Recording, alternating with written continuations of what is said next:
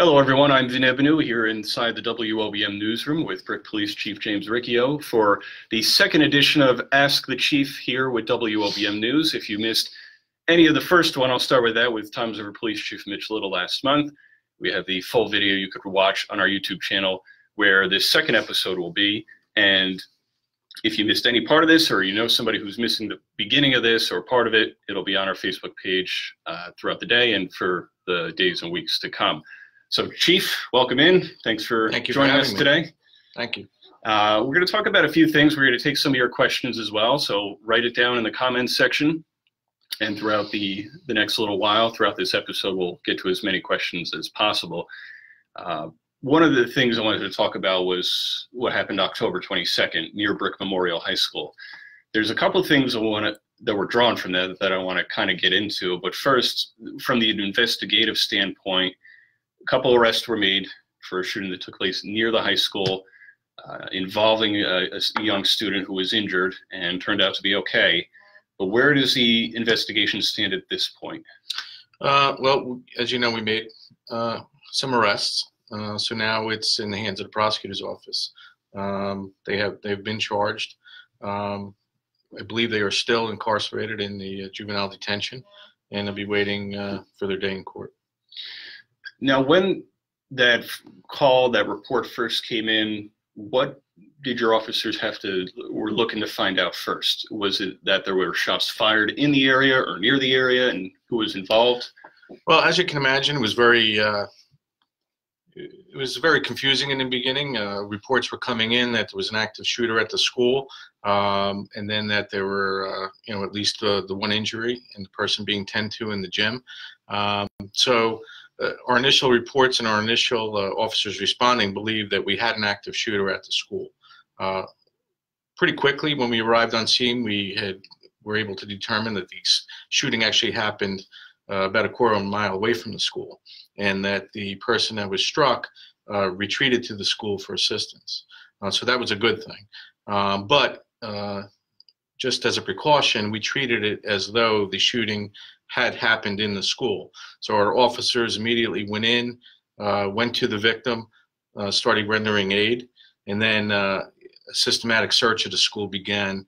The school was on lockdown, obviously. The other area schools were put on lockdown, and a systematic search of the school was conducted. Number one, to look for any other victims, if there were any, or if there was an active shooter still in the school. Because, initial reports, we're not going to assume that reports we got when we were on scene were accurate. We're going to treat this as though there was an active threat in the school, and that's what we did. And I know you can't get into every specific investigative technique necessarily, but did you find that as officers, from your office, the prosecutor's office, were looking for what happened and who was responsible, who was hurt, was that difficult to find out what happened, or were there some things that through your early investigating were easy to find out and that kind of led you to the next clue and the next clue? Yeah, I mean, it was difficult in the fact that there were so many people to interview. There were so many different witnesses or potential witnesses. But everybody worked very well together. We had a lot of resources come in to handle not only the day-to-day calls that were happening, but also to assist in establishing a perimeter and then in the follow-up investigation. So when you get a scene that is that large with that many potential witnesses and so forth, and you want to make sure that you hit everybody and you talk to everybody. So that makes it difficult. But once again, we had enough resources there. We have a great working relationship with our surrounding communities and the prosecutor's office, and we got the job done. Now, from the, I know it's the rumor mill, I'll call it that kind of sparked from that is, I think, from the moment somebody heard shots fired, it turned into shots were fired in the school. There were 15 people dead. There was a mass shooting inside Bric Memorial High School. A lot of people hurt, a lot of police cars all over the place, fire, a lot of injuries. There were other injuries outside the people that were dead. And that was, I think, the biggest rumor that came from that. And then your department quickly dispelled that and kind of got ahead of saying, that's not what happened. We are investigating. We have a handle on what's going on here. Right. And that's the problem we have with social media now. in all aspects, not only police work, but in society. Information gets out there almost immediately, and then the rumor mill starts, as you said, and things get exaggerated, and people think they know what's going on and put their own spin on it. So it was important for me as a chief to get out there right away as soon as we did know more information about what we had, to get out there. Number one, that the shooting did not actually happen at the school. There weren't mass casualties. It was one minor injury, and that as a precaution, we were clearing the school, but we did not believe that there was any other active shooting going on or that would go on. So if you followed it in the beginning, I got out there right away with the different news outlets, did a press conference right away in front of one of the schools, and got that information out there to try and stop those rumors, because it just creates panic, unnecessary panic. Did that or those rumors start, any of them, to whatever degree they were at, kind of create more car traffic near the high school, or more people calling the department asking for what's going on, or calling in an incident? Did it more phone lines, more car traffic, more people talking about it on social media? Did it slow down the investigative process or slow down officers from investigating in any way? I don't think so. I think what happens is, again, when the rumor mill gets out there, the first thing we want to do is reassure the parents that their kids are no longer in danger. So we were able to do that. We have a great working relationship with the school officials. I was on the phone a number of times right from the beginning with the superintendent, with different members of the faculty, to make sure that what we were putting out, they were putting out to the parents. In regard to, of course, it draws people that want to come there to gawk and see things, but we had a perimeter set up, so we were directing people away from the area, both through social media and through actual officers that were out there at the scene. And then, of course, we get people that weren't notified on social media or through different NICSL, the NICSL alerts. Parents were calling in, but we were giving them the information that we had right away. And so, and again, so was the school. So.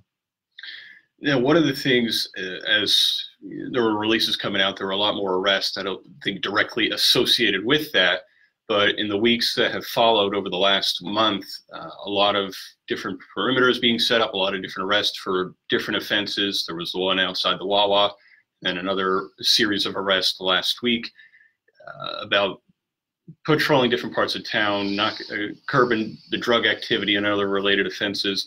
So I know we spoke before we got on that those two kind of things have nothing to do with it, and that your police force has been investigating before that incident last month and continues to do so. Right. So you wrote a letter to the public via Facebook. So what did you want to kind of get out to the Bric community and to anybody in the surrounding areas about not just that investigation, but the investigations that have followed?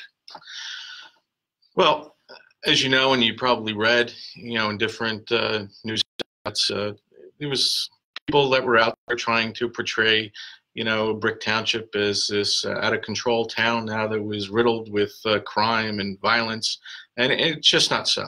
I mean, it was important for me to set the record straight, and that's what I tried to do.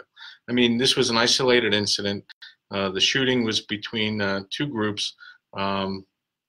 They weren't randomly going around shooting residents of the town. It was between them. It's an unfortunate circumstance, but we dealt with it. They tried to link in the homicides that we had up until this point this year, and they were domestic violence. As sad as they are, they were senseless. But again, we didn't have someone that's going around murdering people in Bric. Right. So, there was people out there that, for whatever their motivations were trying to portray Bric as, again, this out of control community, which it's just not the case. And I felt that it was important as a chief to reassure people that they are safe, that Bric Township is safe. I mean, yeah, we have crimes. We're not Mayberry. We're a big town. We have a big population. We've grown over the years, but we have a very capable police force, and we're out there and we're doing it every day. In regard to the other arrests that were made, Those things, what I could tell you, were in the works way before these shootings. We take any complaints from our citizens about quality of life issues or crime very seriously, and we formulate a plan and we take care of it. In regard to those complaints that we had at the Wawa and those arrests that you probably read about, a plan was in the works for quite some time and how we were going to deal with it. And the plan came together, and as you can see, it was very successful. We've made a number of arrests, and we're going to continue to do that as long as the problem exists. And that goes anywhere in town that we get complaints. Our officers make arrests every day. Not everything hits the newspaper, but we felt it important because there was so many complaints that we got about what was going on at the Wawa that we let people know that we took their complaints seriously, that we formulated a plan, and we went out there and acted on it, and we need to show them the results. Have you gotten a lot of phone calls or emails or people reaching out or coming to council meetings looking for more patrols in a certain part of town, or trying to file complaints or talk about some things that they've been seeing or hearing about in town in a way for your department to address the issue or look into it? Well, just like what we've seen at the Wawa. I mean, it happens every day. We get complaints, whether it be directly to me, or to officers on the street, or to the mayor's office, or just through calling into town hall, and they'll report different things that they see. And again, we look into it. I assign it to the appropriate bureau. It could be speeding issues, and they go to traffic safety and the patrol division, or it could be drug-related issues, and we forward that to our drug unit. So yeah, I mean, complaints come in, but no more than usual. And we act on them, we look into them, and we take the appropriate follow-up investigative measures, and it works out, just like you've seen with the what we did at the Wawa. Bric's a growing community, and you touched on certainly one of Ocean County's biggest towns. Do you feel that with a growing population that your force has enough manpower on it to continue investigating, to continue to patrol the town, or are you looking to the police academy or for more people to kind of join the department and help with enforcing the law in town? Well, I'm very fortunate.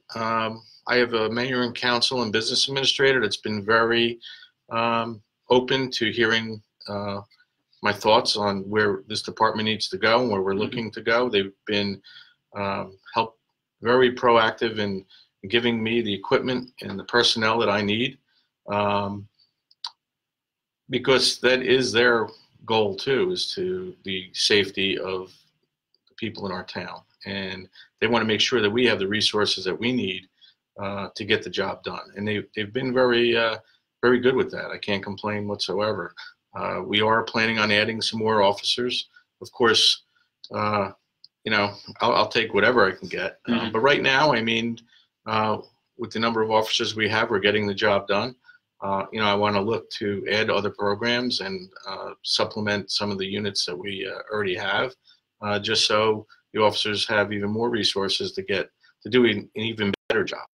And so, yeah, we're always looking to find ways that we can put our personnel to work as effectively as possible.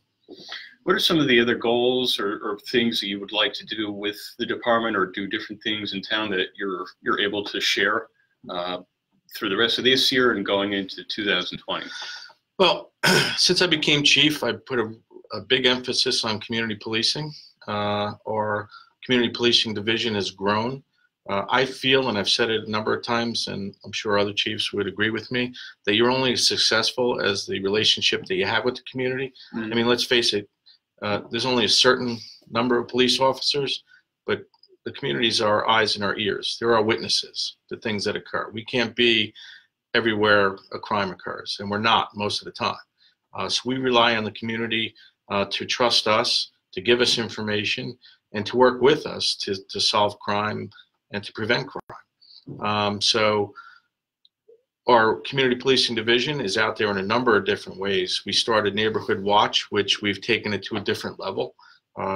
We have quite a number of neighborhoods right now. We just added another 6 this year, and people the relationships that have grown between the police department and the community is amazing. And they now put a face, to people in the police department. They have someone they can call. And it's not just, we've taken it, again, to a different level where it's not just the community calling in when they see something.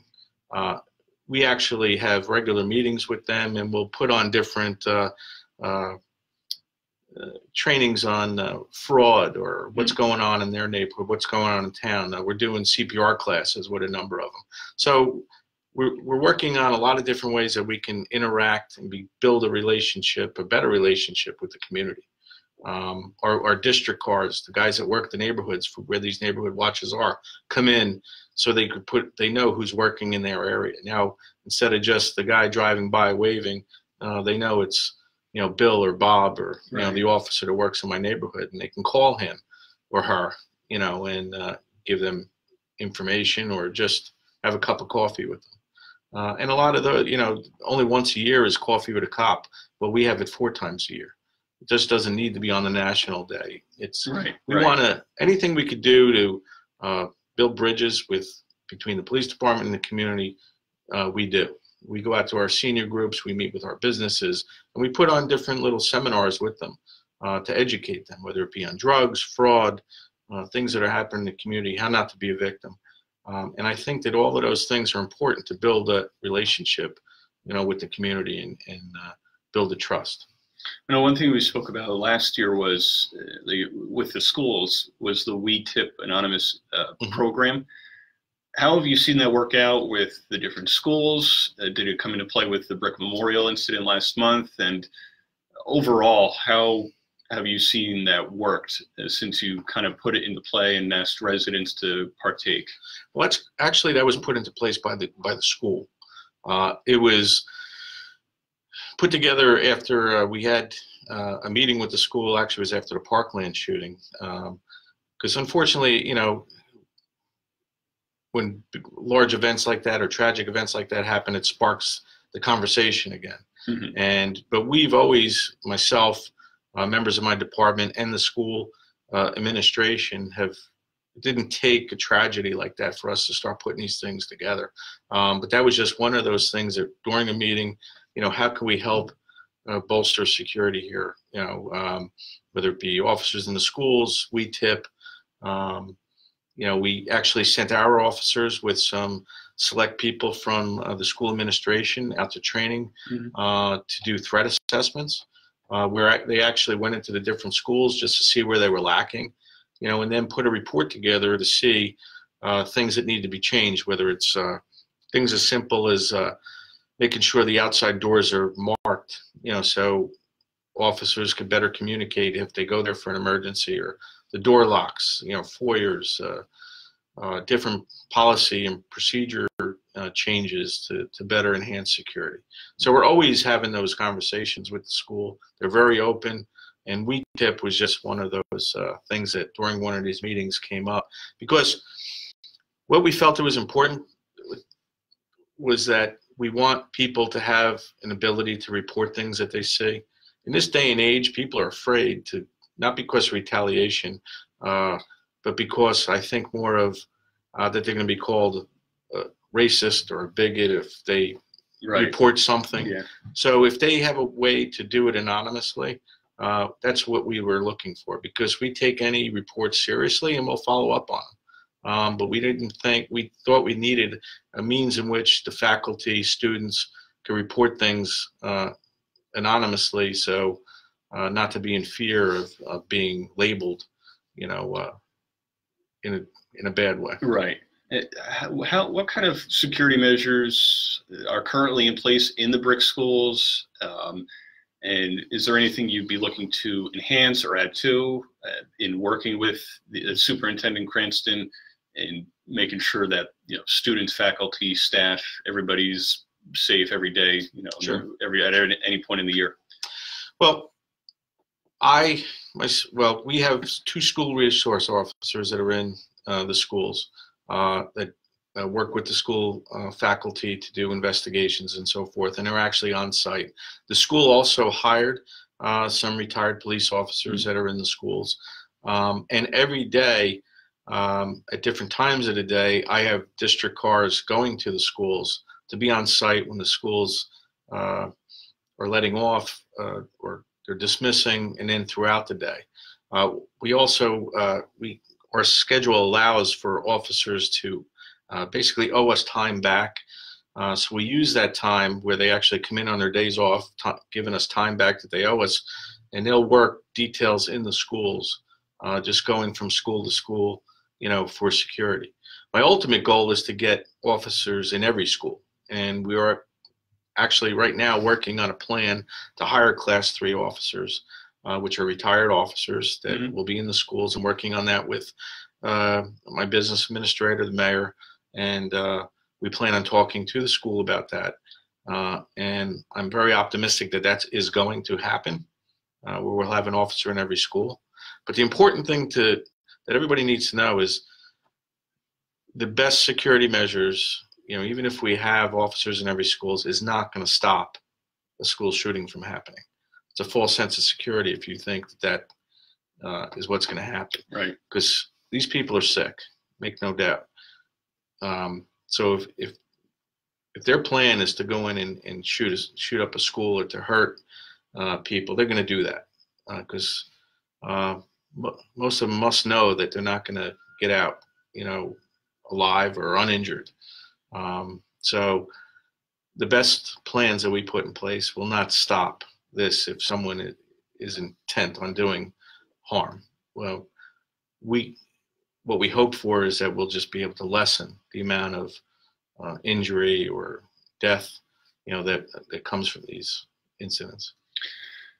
Now, switching over, transitioning to a different part of police, the state of police, with incidents that have occurred mostly across the country within the last few years, or other media outlets kind of putting a spin or a light on some rogue officers or certain incidents that have kind of broad brushed police departments everywhere. How, or what do you think police needs to be done to need to do to show that most of the police officers, just about all of them, are out there going out and doing the right thing for all the right reasons every day? Yeah, it's a real shame. It's a real shame what's happened in this country. Whatever their motivations again were for people putting a wedge between society and police, it's really unfortunate that that's happened, because their motivations were, I'm sure, self-serving. But what I can tell you is, if you look at all of the hundreds of thousands or millions of interactions that police have with the public every day, police officers are good. I mean, there's bad in every profession. Right. And police officers, at least the ones I know, they take this job because they want to help. They wake up in the morning and they look forward to getting out there, getting in a patrol car and helping the public and arresting those that need to be arrested, because they're just disrupting the quality of life of people. The majority of police officers are going out there with the intent that I'm gonna go out there today and violate somebody's rights or beat someone up. I mean, that's just not the case, and it's a shame that self-servingly people have done just that. Tried to paint officers with that broad brush, as you said. But that's why it's important, again, for us to go out there, interact with the public, to build those bridges, to be transparent. We get a complaint. We have an internal affairs office that actually does go out and investigate, these allegations. And it's just important for us as police officers to get out there again. And that's why my community policing division is in that theory, or is so important to me, to get out there and have our officers interact and meet the public and just build that trust. How can the public reach out to the community policing division or to the department in general if they see something or hear something about a crime that has taken place, or a rumor about something that might take place, or address an issue that they have with somebody or something in town that could further build up that confidence, that trust between the police and the public, and vice versa? Mm-hmm. Well, with us, you can always call our main number anytime you want to report anything. But that's why we stress our residents. We have community watch groups all around. Like I said, just about almost every neighborhood in Bric, and like I think I said before, we added another 6 so far this year. So if they're interested in that, they can call our community policing division. It's 732-262-1140, and just tell them that they're interested. And there may already be one in their neighborhood that they just don't know about. But if not, if they're interested in their, in a say a condominium development or just a neighborhood, if there's not one, we'll start one. As we kind of get close to closing up here, another topic that is relative to this month, it's No Shave November, although I know you got your famed mustache year round. Yeah. No interest in growing the beard? Nah, I mean, I have before. I just think in my position, I just want to stay with the stash. I'll stay with the mustache. My guys are doing it. Okay. And last year we actually extended it into January, and they actually contributed more money. I told them, well, if they're going to do it, then they have to of course contribute more, and they did willingly. So yeah, it's a very good cause. It's a worthy cause, and our guys, there's quite a number of guys in my department that are participating. I know there's many in law enforcement that have spoken about it, and I spoke to recently with Robert Bernafort, the police chief down in Harvey Cedars, about the men's health, mental health. Certainly that's an issue that affects both men and women as police officers, but we'll talk about for both, I guess, for both men and women on the job. If there's something on their minds, whether it's on the job, at home, maybe they went to a certain accident or a shooting or a crime where it was emotionally charged, and that would hurt any human in a way that would kind of scar them in some way. How do you encourage your officers, or how would you encourage other officers, maybe outside your department, the importance of speaking to somebody, whether it's a psychologist, somebody within the department, to yourself, to a fellow officer, just to kind of open up and relieve some of that stress so that they can certainly do their job without stress or fear, and certainly go home at night without having to bring some of the sensitive or bad things that they have to encounter? Sure. Well, in our department, we have an employee assistance program. So anytime there is an incident like that, a tragic incident, we always offer it to our employees, not only the police, but also the dispatchers and our EMS personnel. And about a year ago, we started, after an officer-involved shooting, we put together a group of officers, their peers, that went to some special training, and they are available to go and speak to the officers as their peer, not as a supervisor or a boss, but just as their peers, and they ask them that if they're there to assist them with whatever they need, even if it's just to go and have a cup of coffee and talk. We do have that in place in our department, and there are different groups out there also, Cop to Cop, which is a group of police officers from all around the state that will go to your department and speak to your officers if that's what they feel that they need. But again, I felt it was important, and that's why we put together in at least my department a group of our officers that are their peers that they could talk to. And that's very important because, as cops, we don't like to admit that things bother you because, you want to be a tough guy. And, right. But yeah, you see things throughout, I've been on the job 33 years. I've seen a lot of crazy stuff, tragic stuff. Right. And sometimes it's important just to talk to somebody about those things. We'll close up with this. What's happening next week? It's Thanksgiving. So do you have any jobs at the table? Do you have to carve the turkey, or are you just kind of going to watch football and eat? Well, for many years, me and my wife did Thanksgiving, but we're passing the torch to my oldest daughter, who's actually doing it this year. So hey, I'm happy with that. But Yeah, so just happy Thanksgiving to you and all the people in Bric Township. So. Likewise, thanks for coming in today, Thank Chief. you for having me. Happy Thanksgiving. Thank you. Same to you. Happy Thanksgiving to all of you as well. That's Bric Police Chief James Riccio. I'm Vin Ebenu here in the WOBM newsroom. If you missed any of our Ask the Chief today, you could rewind back to the beginning of the episode here on Facebook, or check out our YouTube later on today or throughout the weekend as well. Thanks again to Bric Police Chief James Riccio for joining us, and stay tuned for the next episode of Ask the Chief. I'm Vin Ebenu here in the newsroom. So long, everybody. Happy Thanksgiving.